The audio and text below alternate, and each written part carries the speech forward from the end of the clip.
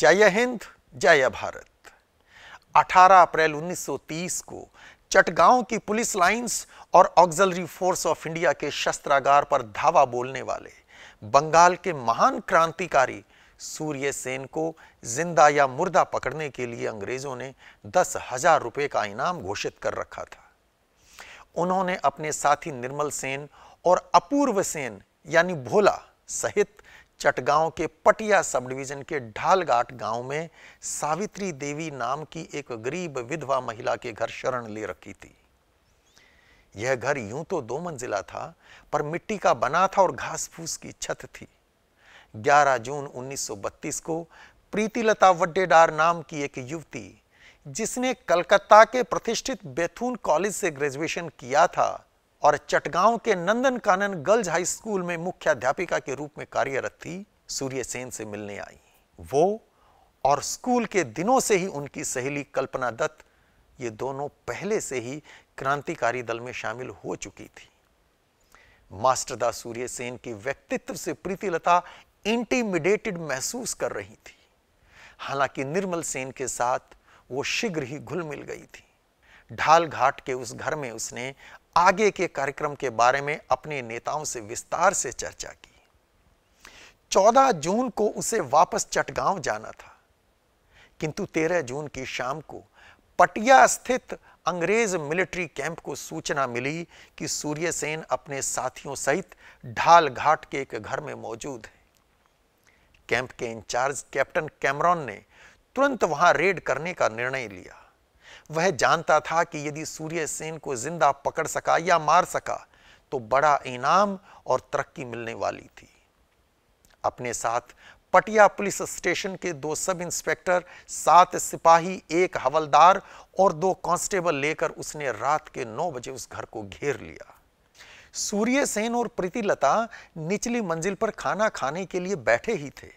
निर्मल सेन और भोला ऊपर की मंजिल पर थे। तभी घर के बाहर पैरों की आहट सुनाई दी। सूर्य सेन समझ गए कि फौज या पुलिस आ गई थी। घर के अंदर बांस की एक सीढ़ी थी, जिस पर चढ़कर वे ऊपर गए और निर्मल सेन तथा भोला को सावधान कर दिया और स्वयं नीचे आ गए। घर के आंगन में मिट्टी की बनी सीढ़ियां अलग से थीं, जो ऊपर की मंजिल तक जाती थीं। कैप्टन कैमरॉन सब इंस्पेक्टर मनोरंजन बोस को लेकर आंगन की सीढ़ियों से ऊपर चढ़ने लगा।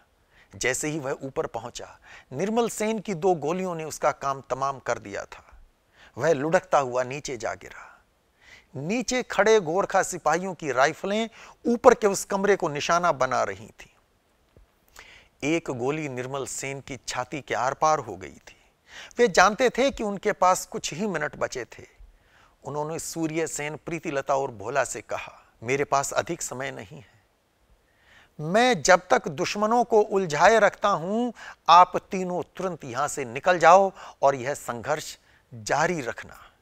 प्रीतिलता निर्मल सेन को उस हालत में छोड़कर जाने को तैयार नहीं थी, लेकिन सूर्य सेन समय की आवश्यकता को समझते थे।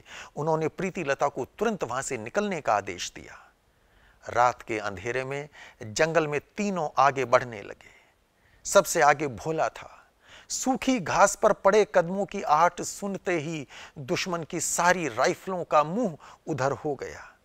भोला भी शहीद हो गया था। सूर्य सेन और प्रीतिलता कीचड़ भरे जंगली रास्तों से होते हुए सुरक्षित ज्येष्ठपुरा गांव पहुंच गए, जहां उनके कुछ अन्य साथी रह रहे थे।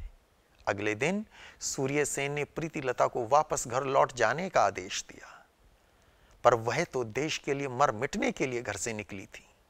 वह बलिदानी रामकृष्ण विश्वास से जेल में जाकर मिली थी, जिन्हें 4 अगस्त 1931 को अलीपुर जेल में फांसी दी गई थी। और अब एक दिन पहले ही उन्होंने निर्मल सेन और भोला का बलिदान अपनी आंखों से देखा था। वे उस युद्ध में अपने प्राणों का उत्सर्ग करने के लिए प्रतिबद्ध थी।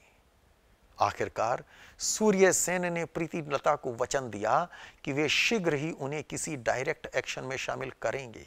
इसके बाद प्रीतिलता घर लौट गई। उधर पुलिस को ढालघाट के घर से बरामद सामान में प्रीतिलता का फोटो और उनके द्वारा लिखी नोटबुक मिल गई थी।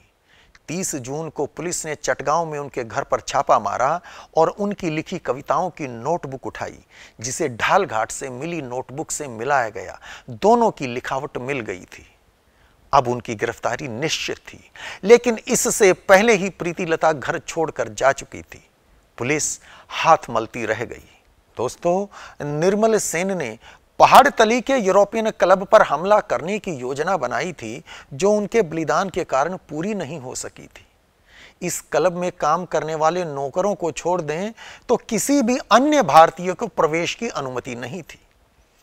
प्रीतिलता वापस जाकर सूर्य सेन से मिली और यूरोपियन क्लब पर हमला करने की इच्छा प्रकट की। वे मान गए, योजना बन गई। इसके बाद 24 सितंबर यानी आज ही के दिन वर्ष 1932 की रात को उसे अंजाम देने की घड़ी आ गई। प्रीतिलता के नेतृत्व में 7 युवा क्रांतिकारी पहाड़तली यूरोपियन क्लब पहुंच गए। वहां खूब शोर शराबा था, पार्टी चल रही थी। लगभग 40 अंग्रेज महिला और पुरुष पूरी मस्ती के मूड में थे। तभी क्रांतिकारियों की गोलियां गूंजने लगी। अचानक हुए इस हमले से अंग्रेज हतप्रभ रह गए। किसी ने तुरंत अंदर से लाइट बंद कर दी, जिससे अंग्रेजों को वहां से निकलने और जवाबी हमला करने का अवसर मिल गया। अब दोनों ओर से गोलियां चल रही थी। हमले में 7 अंग्रेज पुरुष और 4 महिलाएं घायल हुई थी। एक अंग्रेज महिला की मृत्यु भी हो गई थी।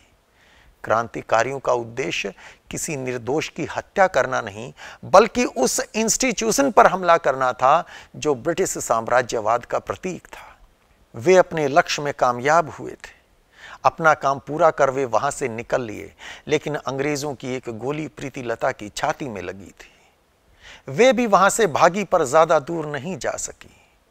उन सब के पास पोटेशियम साइनाइड था, ताकि जीवित दुश्मन के हाथ ना आ सके। प्रीतिलता ने वह जहर खा लिया। उन्हें लगा कि यदि इतना जहर खाकर भी उनकी मृत्यु नहीं हुई तो जीवित अंग्रेजों की पकड़ में आ जाएंगे। उन्होंने साथ ही क्रांतिकारी काली किंकर डे से उनके हिस्से का पोटेशियम साइनाइड मांगा। परिस्थितियों को देखते हुए उन्होंने प्रीतिलता के मुंह में अपना पोटेशियम साइनाइड डाल दिया। इस तरह झांसी की रानी लक्ष्मीबाई के बाद भारत की स्वतंत्रता के लिए युद्ध में लड़ते हुए प्राण देने वाली प्रीतिलता पहली महिला बनी। आज 24 सितंबर को उनके बलिदान दिवस पर भारत की वीर बेटी प्रीतिलता को कृतज्ञ राष्ट्र की भावभीनी श्रद्धांजलि। दोस्तों, मास्टरदास सूर्य सेन के जीवन पर एक वीडियो पहले ही अपलोडेड है, जिसका लिंक डिस्क्रिप्शन में मिल जाएगा, आप देख सकते हैं। आज के लिए इतना ही। यह जानकारी कैसी लगी कमेंट बॉक्स में लिखकर जरूर बताइएगा। जय हिंद, जय भारत।